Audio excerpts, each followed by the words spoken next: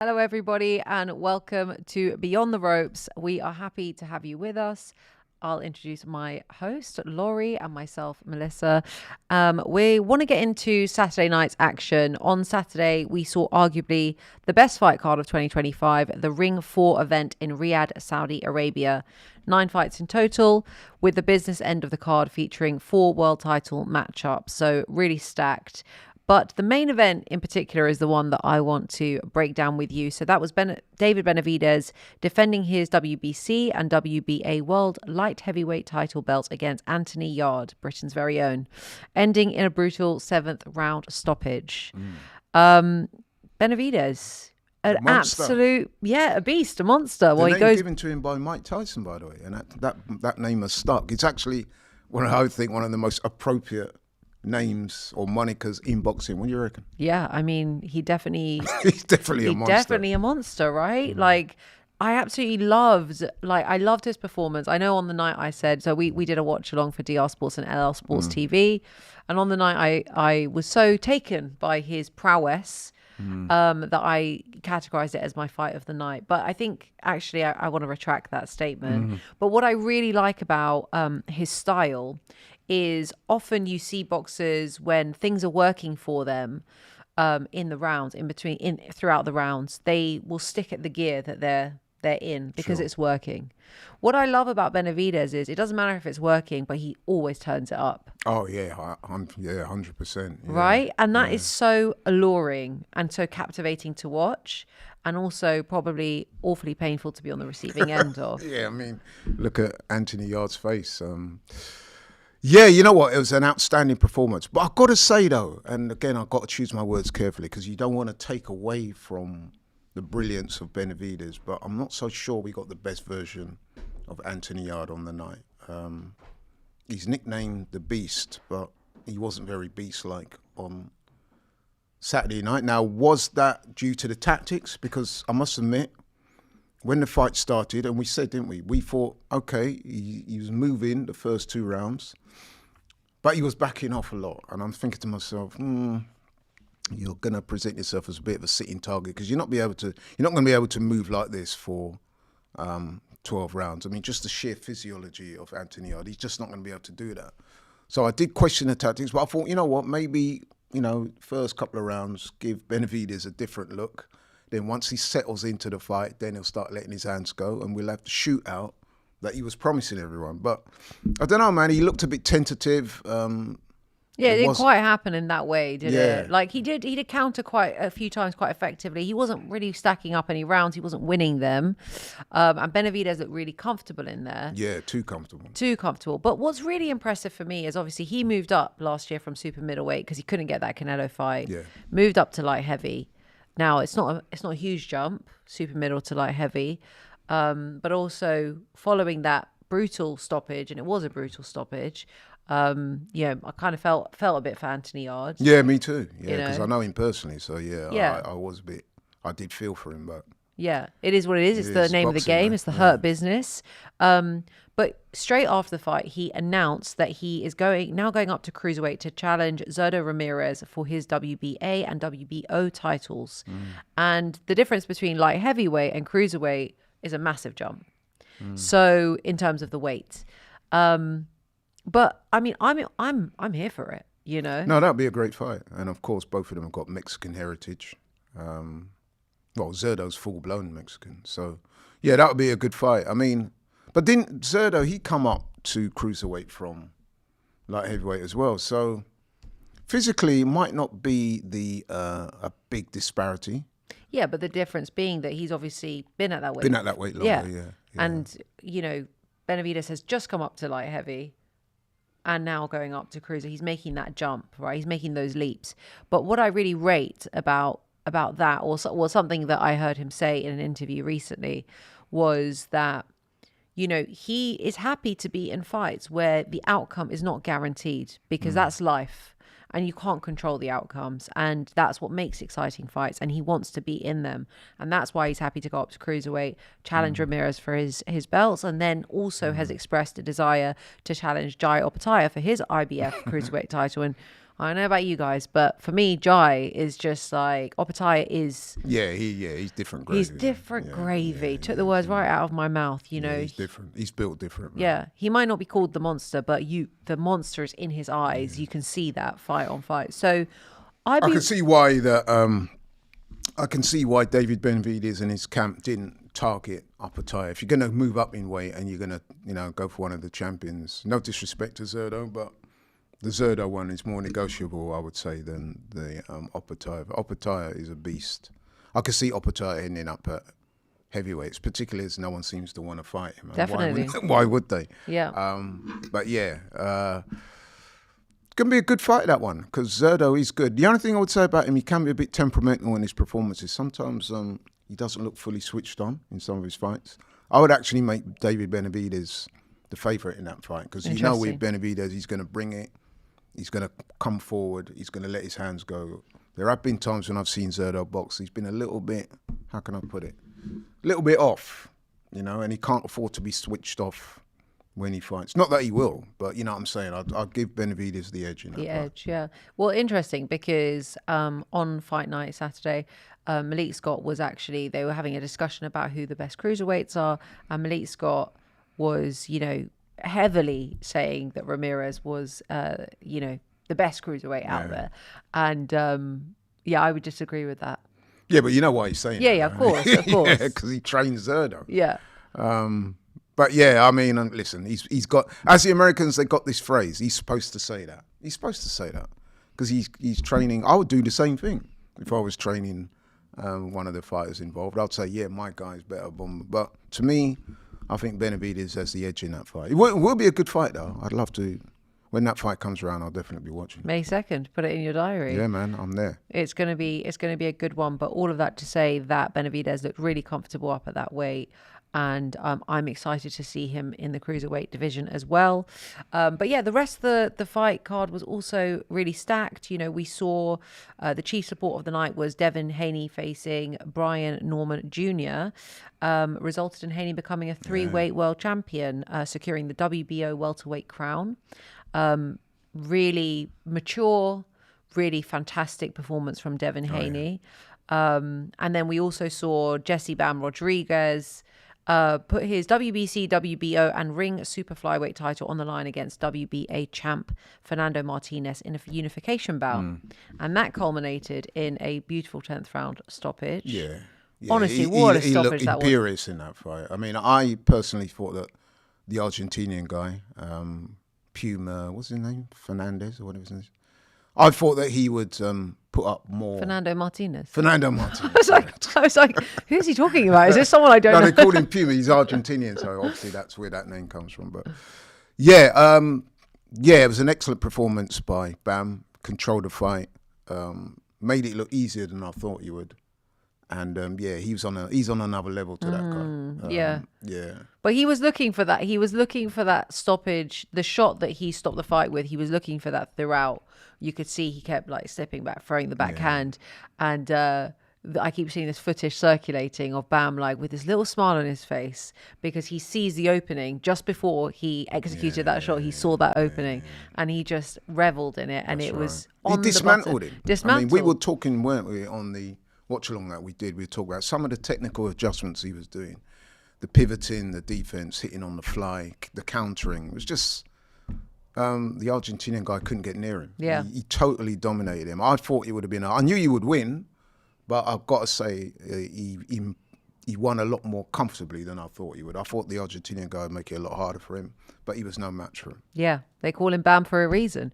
And then we also saw Abdullah Mason versus Sam Noakes for the vacant WBO World Lightweight strap, and Abdullah Mason secured that strap, becoming the current youngest world champion at the age of 21. Amazing. Man, Abdullah Mason, for 21 years old, has just got so many levels to him. Yeah, this was an amazing fight. I mean, shout out to Sam Noakes, who really pushed him. For me, I thought that entertainment-wise, that was definitely the fight of the night in terms of thrills and spills. And the reason why it was so good is because Sam Noakes brought the action, you know what I mean? And if I do have a slight criticism of Abdullah Mason, is that he did get hit a bit more than I thought he would. He is hittable. He is hittable. Whether he was trying to over-impress. You know, he's a young kid. He's not fully matured yet, either physically or in terms of his boxing experience. So maybe he wanted to get the title so badly and impress, because a lot of people said he would stop Noakes. Maybe he was thinking to himself, I've got to not just win the title, but I've got to make a statement, show people I've arrived. He stayed in the pocket just that little bit too long sometimes. But nevertheless, a sensational performance. And like I said, shout out to Sam Noakes, because he did his thing. He did his thing. He buzzed Abdullah a few times. He also got hurt. Yeah. But he came through it, showed a lot of heart. Yeah. And I know Turkey was said to have been very impressed by Sam Noakes. Yeah. So some people were even talking about a rematch. Well, I think most of the people like on the fan zone, DAZN's fan zone, where they did a little poll, and most people voted favorably in the direction of wanting to see that rematch. And I think that's fair, because you made the comment on the night, which I think was a really astute comment, actually. Oh, thank you. Appreciate it. Which was that, you know, the scorecards are not going to necessarily paint the picture. Yeah. Like if someone didn't watch the fight and they saw the scorecards, they think, oh, it was just clean sweep. And it was in terms of scoring, but it was a very competitive fight. Yeah. So I think the rematch will be really, really good. I'm not sure if Abdullah Mason's people will want that rematch, you know. Well, no, you wouldn't take it. I wouldn't. If I'm managing, I'm saying, listen, we've done that. We won the title. You know, you're still only 21. This guy, you know, because he's 28, he's got his man strength. We need a couple more fights to, you know what I mean, proper acclimatise you to the weight and stuff like that. Because, you know what I mean, he's got the skill set and the potential to go a long, long way. Definitely. But what you don't want to do with a young guy is put him in too many hard fights too soon. So you got to manage these guys carefully. So I would probably, maybe not duck, but, you know, guide him in another direction. Slip. Maybe give him a rematch if he's still around in a year or two, but not right now. Yeah, agree with that. But I think all in all, I mean, the fight card was amazing. It was a great night of action. And what's happened since then is there's been some shiftings around of the pound for pound rankings. The Ring Magazine's pound for pound rankings has changed. So this is the first time in 7 years that Saul Canelo Alvarez did not enter the Ring Magazine's pound for pound rankings. Who took his place? Devin Haney. Yeah, you know what? Shout out to Devin Haney, man, because I'm going to say this. I know some of you guys out there, maybe even Melissa might disagree with me, but I personally think that even though Abdullah Mason was sensational, young champion, 21 years old, Benavidez looked really, really good, as he always does. Bam was his usual self, imperious self. I actually think that the performance of the night was Devin Haney, and I'll tell you why, because I thought, and a lot of people thought, it wasn't just me, but I'm happy to, you know, say I got it wrong. I thought he was going to lose that fight. I think a lot of people... Brian Norman, young, strong, big punching guy, very confident, coming off a real, I think a 6 knockout fight streak, coming off what a lot of people said a knockout of the year in that last fight in Japan against Jin Sasaki. I honestly, and given Devin's previous couple of performances, which have, let's be honest, not been very good, I saw an upset, or I saw Brian Norman beating Devin Haney. I thought he was going to knock him out. So for him to drop Brian Norman like that heavily in the second round, hurt him a few other times, dominate him pretty much. I know some people are saying it wasn't the most exciting fight that Devin could have possibly, you know, I thought it was very exciting. I think it was a good fight. I thought he did really well. And not only that, he boxed well. He had good feet, the jab. He was aggressive when he needed to be. He shut it down when he needed. I thought that was a performance of the night. If you like boxing, you would have liked that fight, in my opinion, you know, respectfully, in my opinion. If you like boxing, you would have liked what Devin Haney displayed. It was a really mature performance. It was. But also, you know, someone made the comment that Brian Norman Jr.'s resume has not been at that same level that Devin Haney's has been. However, all in all, I just thought it was a very redeeming performance 100%. From Devin Haney, and the weight looks good on him. He looks physically good. Yeah, very surprising. And I'm excited to see what he does at that weight. And people, I just need to say this, but people need to put some respect on Devin's name, man. I know some people, for whatever, he seems to attract a lot of hate. I can tell you why. Okay. Tell me in a minute, but I could see why some people are not over enamored with his style, because it's basically a moving style, yeah? And people criticize this guy heavily, and I did as well. I did a video on my channel saying that he stunk the joint out. He was literally running against Ramirez. Obviously, the Ryan Garcia fight, he got dropped a couple of times. everyone's saying, he's gun shy, he don't want it, boom, boom, boom. You've got to give this man credit. He's gone up a weight. He's taken on the biggest punching guy in that division who's on a hot streak, and he outclassed him. And in doing so, he's become a 3-weight world champion at the tender age of 27.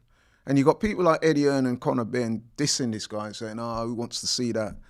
Conor Benn, you should be happy to be mentioned in the same breath as Devin Haney. Conor Benn's done nothing in his career apart from the win against Eubank. You could talk about the Algeria win 3-4 years ago, and even that's shrouded in controversy because of the drugs thing. But you beat a weight-drained Chris Eubank Jr., and I gave you credit for that. But compared to what Devin's done, it's night and day. Yeah, I think what it is with Haney is listen, as a boxing tactician, he's fantastic. And no one can take that away from him. He's always been fantastic. His timing, his jab. I mean, come on. Brilliant jab. But I think what it is that he's not the most likable guy. He's not super affable. When you say it, what do you mean, bro? Some would say. Putting you on the spot. Some would say, not necessarily my opinion, just some people's opinion, is that, he can be a bit whiny. He whines a bit too much, and he's very, Gen Z about it all. Okay. And his dad as well, there's just a lot of antics that I think that they kind of they're not the most charismatic and endearing bunch, right? But all of that aside, and I'm very conscious of time because Has had a go at me about how we talk too much. But all of that aside, I think he was astounding on the night, and he deserves that pound for pound ranking. And I just want to give you guys what the current pound for pound list looks as it stands. So number 1, first position, our guy Terence Crawford. 100%. Well deserved. Number 2, Alexander Usyk. Agreed. Number 3, Inoue. Agreed. Number 4, Bam Rodriguez. He's overtaken now Dmitry Bivol and Artur Beterbiev. So he was below them and he's overtaken them. That one's debatable, but hey, I've got no real I got no gripe with that. Then we've got at number 5 Dmitry Bivol, number 6 Beterbiev, number 7 Junto Nakatani, number 8 Shakur Stevenson, 9 Benavidez, and 10 Devin Haney. Yeah, you know what? I've not really got too much issues with that 10. I mean, pretty much all of those 10 deserve to be on that list. Yeah. I'm glad Devin Haney snuck in there because I do think, like I said, that performance on Saturday was really, really good. And he deserves credit. Absolutely. But listen, for the first time in 7 years, Saul Canelo Alvarez is no longer on the list. It's a bit of an end of an era. But, it's a passing of the torch into the new generation of boxing. But all in all, great night. Talking of that, I see he's announced, I'm not sure if it's official, but he's certainly indicated online that he wants a rematch. Yes, he has, with Terence Crawford, which I kind of thought he would do. You know what I mean? Yeah. I think he needs that get back, doesn't he, for his career? Listen, Whether he'll get it, though, is another matter. I was satisfied with the first fight, but I would love to see it run back. Absolutely love to see it run back. Would you? Absolutely. And I think that, I know it's a long way off, but I think Terence Crawford will be even more conclusive winner the next time. That's just my personal opinion. But Agree with you. Agree with that. All right, guys, thanks for tuning in. We will catch you on the next episode. And in the meantime, don't forget to hit that subscribe button.